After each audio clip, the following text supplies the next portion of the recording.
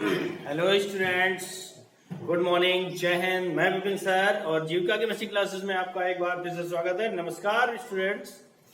Hello students, कल आपने part 1 पढ़ा था। कौन से चैप्टर का? चैप्टर 7 का, पी ब्लॉक के ए पार्ट का, नाइट्रोजन फैमिली का आपने टॉपिक पढ़ा था पार्ट 1। ठीक है ना। आज आप टॉपिक पढ़ने जा रहे हैं पार्ट 2। ठीक है ना। पार्ट 1 में आपने पढ़ा था नाइट्रोजन का आवर्त सारणी में स्थान। नंबर 2 पर आपने पढ़ा था नाइट्रोजन का असामान्य व्यवहार। आज आप पढ़ने जा रहे हैं कि इस चैप्टर में, इस टॉपिक में, यानी नाइट्रोजन फैमिली के अंतर्गत आपको कितने प्रमुख कंपाउंड, सम इंपॉर्टेंट कंपाउंड्स पढ़ने हैं, वो आप आज पढ़ने जा रहे हैं। पहला आपका अमोनिया है, NH3। दूसरा कंपाउंड आपका नाइट्रिक अम्ल है, HNO3 पढ़ना है। नाइट्रस ऑक्साइड N2O पढ़ना है। फास्फोरस P पढ़ना है और फास्फीन यानी कि PH3 पढ़ना है। इस तरह से आपको इस चैप्टर में, इस टॉपिक में, यानी नाइट्रोजन फैमिली टॉपिक में आपको 5 कंपाउंड पढ़ने हैं। कितने पढ़ने हैं? 5 कंपाउंड आपको पढ़ने हैं, जिनकी डिटेल्स है। ठीक है ना। और एक रिक्वेस्ट है कि अगर वीडियो पसंद आए तो लाइक करें, शेयर करें, और अगर आप चैनल में नए हैं तो चैनल को सब्सक्राइब करें, बेल आइकन को प्रेस करें, जिससे कि आपके पास सारे वीडियोस के नोटिफिकेशन पहुंच सके। अभी तक आपके 6 चैप्टर पढ़ाए जा चुके हैं, 7वां चैप्टर स्टार्ट हुआ है। आपके बोर्ड एग्जाम की बहुत बेहतरीन तैयारी हो जाएगी। ठीक है ना। सिलेबस पूरा कंप्लीट करवा दिया जाएगा समय से ही, और आप वीडियो देखकर अपनी अच्छी से तैयारी कर सकते हैं। ठीक है ना। तो आइए शुरू करते हैं। सबसे पहला यौगिक कौन सा है? अमोनिया।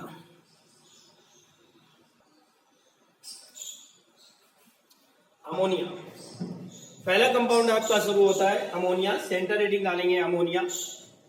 अणुसूत्र NH3, अणुभार इसका 17 होता है। संरचना सूत्र H, single bond N, single bond H, single bond H। खोजकर्ता प्रीस्टले हैं, जिन्होंने इसकी खोज की है। आई बात समझ में कि नहीं? अमोनिया, अणुसूत्र NH3, अणुभार 17, संरचना सूत्र ये रहा, खोजकर्ता प्रीस्टले। और प्रयोग से बनाने की विधियां, पहली विधि है प्रयोगशाला विधि। प्रयोगशाला में क्या होता है? प्रयोगशाला में अमोनियम क्लोराइड, अमोनियम क्लोराइड और बुझे चूने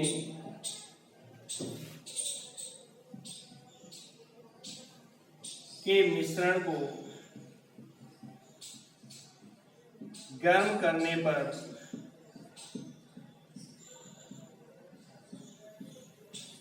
अमोनिया प्राप्त होता है। ठीक है ना।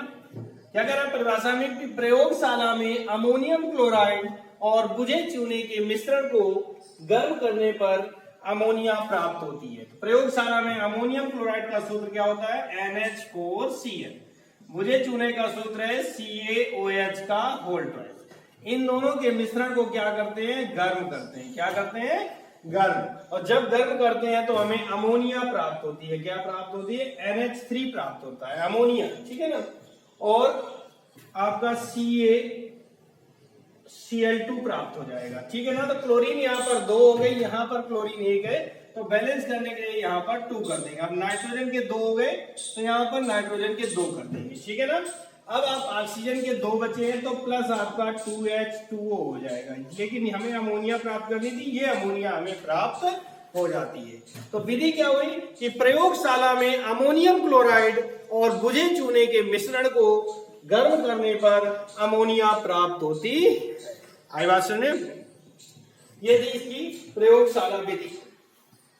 ठीक है ना। लेकिन ये प्रयोगशाला विधि कोई खास इंपॉर्टेंट नहीं होती है बोर्ड एग्जाम के लिए। अमोनिया की बोर्ड एग्जाम के लिए इंपॉर्टेंट हैबर विधि से अमोनिया। ठीक है ना। तो विधि नंबर 2 पर आपकी हेडिंग पड़ती है हैबर विधि से अमोनिया। नंबर 2 हेडिंग डालेंगे हैबर विधि से अमोनिया। ठीक है। चलिए इसमें देखते हैं।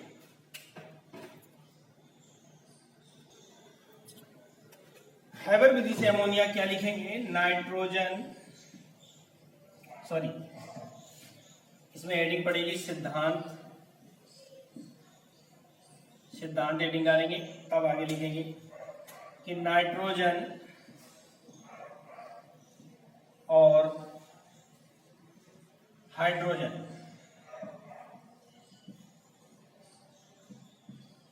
के मिश्रण को उच्च ताप व दाब पर गर्म करने पर अमोनिया प्राप्त होती है।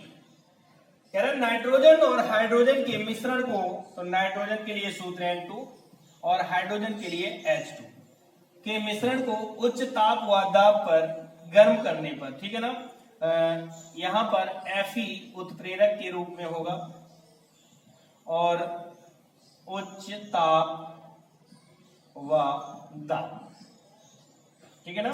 तो नाइट्रोजन और हाइड्रोजन के मिश्रण को उच्च ताप व दाब पर गर्म करने पर अमोनिया प्राप्त होती है। NH3, नाइट्रोजन के 2 है, बैलेंस करेंगे, हाइड्रोजन के 2 3 6 हो गए, तो यहाँ पर 3 लगा देंगे, ठीक है ना। ये हो गई हैबर विधि से अमोनिया। नाइट्रोजन और हाइड्रोजन के मिश्रण को उच्च ताप व दाब पर गर्म करने पर अमोनिया प्राप्त होती है। आई बात समझ में। N2 + 3H2 Fe उत्प्रेरक उच्च ताप व दाब बन जाएगा आपका 2NH3, यानी अमोनिया आपको प्राप्त हो जाएगी।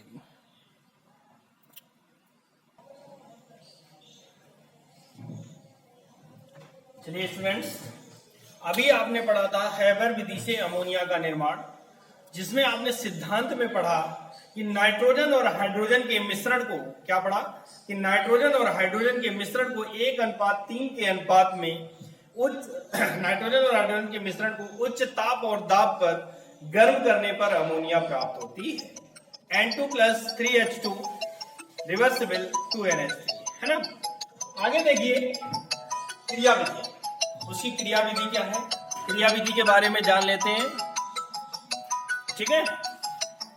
क्रिया विधि क्या है कि नाइट्रोजन व हाइड्रोजन के मिश्रण को, नाइट्रोजन और हाइड्रोजन के मिश्रण को 1:3 के अनुपात में लेकर उत्प्रेरक कक्ष में प्रवाहित करते हैं। नाइट्रोजन और हाइड्रोजन के मिश्रण को 1:3 के अनुपात में लेकर उत्प्रेरक कक्ष में प्रवाहित करते हैं।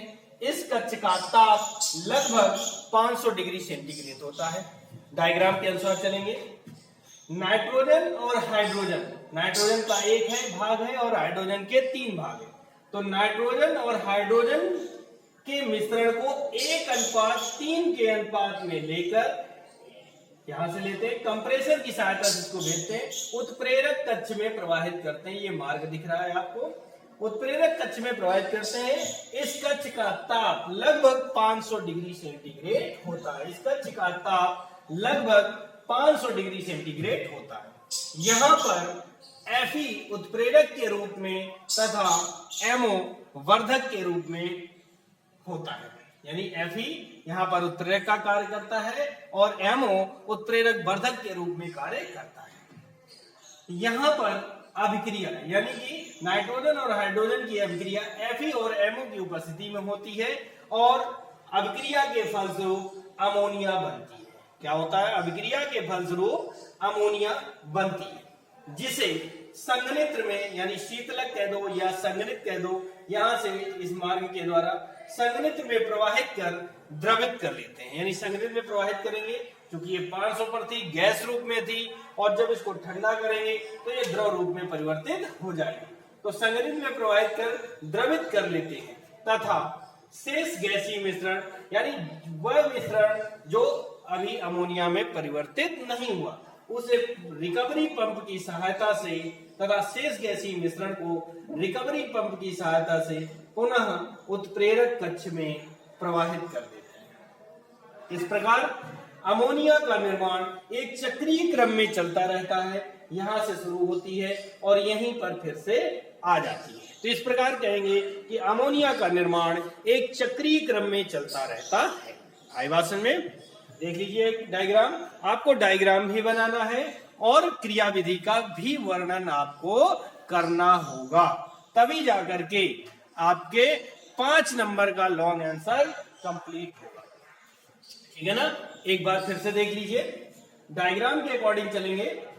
देखिए अगर आपने डायग्राम तैयार कर लिया, ठीक है ना, डायग्राम अगर आपने तैयार कर लिया तो आपको ये क्रियाविधि रटने की आवश्यकता नहीं होगी।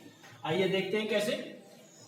कि नाइट्रोजन और हाइड्रोजन, यहां पर जैसा लिखा हुआ है N2+3H2 लिखा हुआ है, तो नाइट्रोजन और हाइड्रोजन के मिश्रण को 1:3 के, देखने आप देख रहे हैं कि यहाँ पर 1 भाग है और यहाँ पर 3 भाग है, तो नाइट्रोजन और हाइड्रोजन के मिश्रण को 1:3 के अनुपात में लेकर, ठीक है ना, 1:3 के अनुपात में लेकर ये कहां पर जा रहा है, उत्प्रेरक कक्ष में प्रवाहित करते हैं।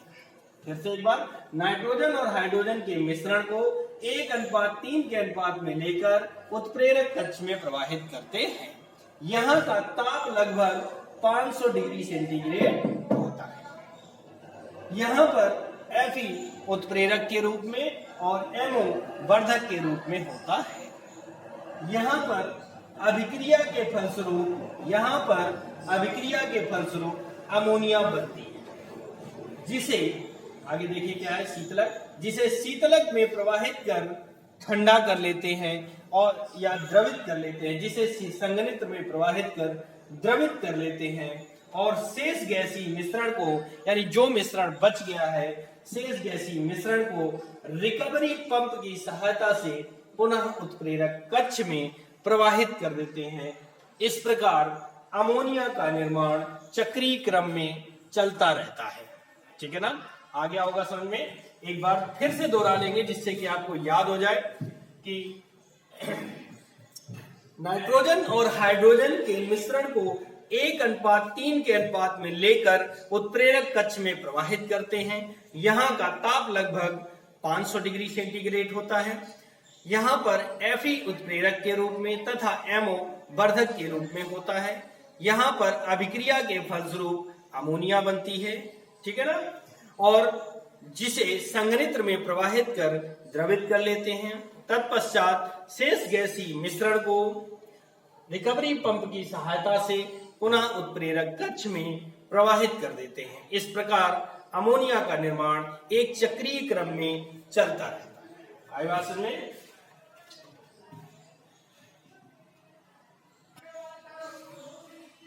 चलिए भौतिक गुण देखते हैं उसी के आगे का टॉपिक। नंबर 1, यह रंगहीन तीक्ष्ण गंध वाली वायु से हल्की गैस है। देखिए बहुत ही तीक्ष्ण गंध होती है, इतनी तीक्ष्ण होती है कि ज्यादा मात्रा में लग जाए तो आप बेहोश हो जाएंगे, ठीक है ना।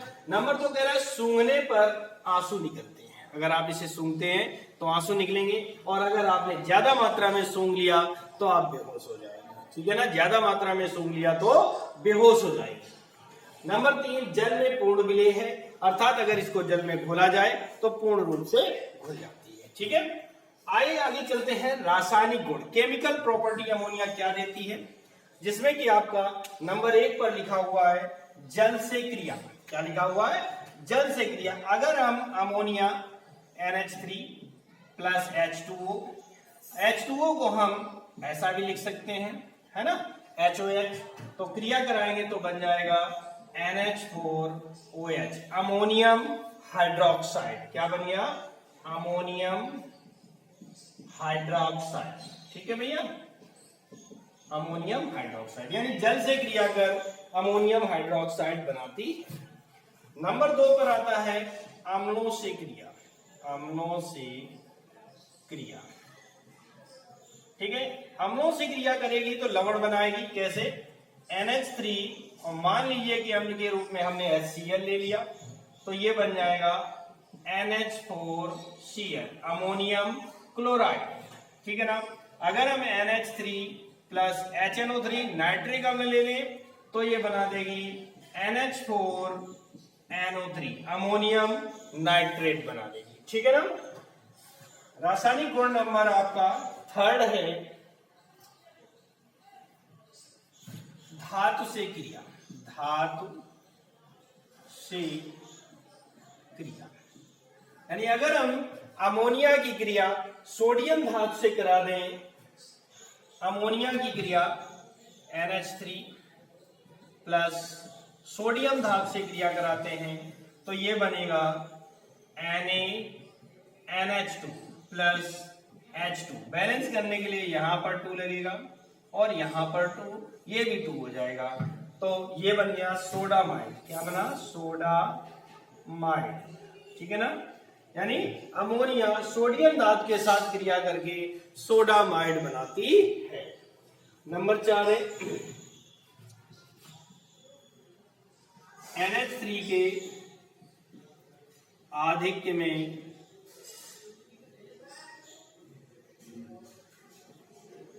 Cl2 से क्रिया, यानी क्लोरीन से क्रिया। ठीक है, अगर अमोनिया ज्यादा मात्रा में ली जाए, जैसे कि 8NH3 प्लस 3Cl2 ज्यादा मात्रा में लेते हैं तो ये बना देगा 6NH4Cl प्लस H2। ठीक है ना, यानी अमोनिया की अगर अधिक मात्रा में क्लोरीन प्रवाहित करेंगे, अमोनिया की अधिक मात्रा में क्लोरीन प्रवाहित करेंगे तो अमोनियम क्लोराइड और हाइड्रोजन बनेगी, अर्थात हाइड्रोजन गैस मुक्त हो जाएगी। ठीक है ना, हाइड्रोजन गैस मुक्त हो जाएगी।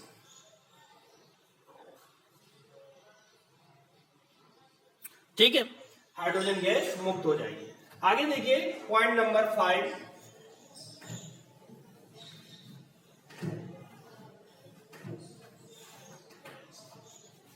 पॉइंट नंबर 5 है आपका क्लोरीन की अधिकता से क्रिया। क्लोरीन की अधिकता से क्रिया, अगर हम क्लोरीन की अधिक मात्रा से इसकी क्रिया करवाते हैं तो NH3 प्लस Cl2 बन जाएगा NCl3 प्लस 3HCl।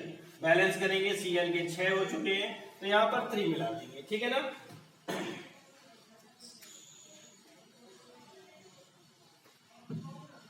नंबर 6 पर देखते हैं सोडियम हाइपोक्लोराइड से क्रिया, यानी अमोनिया की क्रिया अगर हम सोडियम हाइपोक्लोराइड से करवाते हैं तो हाइड्रोजन बनता है। क्या होगा? 2NH3 प्लस NaOCl, तो ये बन जाएगा NH2NH2। ठीक है ना, NH2NH2 प्लस आपका Na और Cl बाहर हो जाएगा, 2 हाइड्रोजन बच चुके हैं तो आपका H2O, इसका नाम है हाइड्रोजीन बनेगा। ठीक है ना, सोडियम हाइपोक्लोराइड से क्रिया कर हाइड्रोजीन बनाता है। 6 नंबर है, 7 नंबर वायु से क्रिया। ठीक है ना, अगर हम इसकी क्रिया वायु से कराते हैं तो वायु से अगर क्रिया कराते हैं तो 4NH3 plus 5O2 nitric oxide बनाएगा 4NO प्लस 6H2। ठीक है ना, 6H2 ये बन गया नाइट्रिक ऑक्साइड, यानी वायु से क्रिया करने पर ऑक्सीकृत होकर नाइट्रिक ऑक्साइड बनाती है। नंबर 8, गर्म करने पर, अगर हम इसको गर्म करें तो ये बन जाएगा 2NH3 और इसको अगर गर्म कर दें तो ये बना देगी N2 प्लस 3H2। ठीक है ना, क्या बना देगा? N2 plus 3H2। तो ये हो गए इसके रासायनिक गुण। अब चलते हैं हम उपयोग पर, अमोनिया के क्या क्या उपयोग हैं, कहां कहां पर इसका यूज होता है। ठीक है ना, तो नंबर 1 पर आप लिख सकते हैं नाइट्रिक अम्ल बनाने में। ठीक है ना, नाइट्रिक अम्ल बनाने में इसका उपयोग हो सकता है। नंबर 2 है उर्वरक के उत्पादन में उर्वरक का निर्माण करते हैं। नंबर 3 है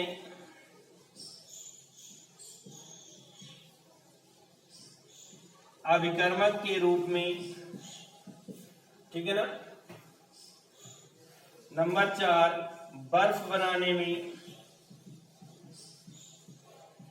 नंबर 5 विस्फोटक के रूप में। और भी कई सारे उपयोग हैं, लेकिन आपके लिए इतने उपयोग पर्याप्त होंगे, ठीक है ना। इस तरह से आपका पार्ट 2 समाप्त होता है और अमोनिया टॉपिक फिनिश हो गया। अगला टॉपिक जो होगा वो आपको अगले वीडियो में पढ़ाया जाएगा। तब तक के लिए नमस्कार, जय हिंद, जय भारत, थैंक यू।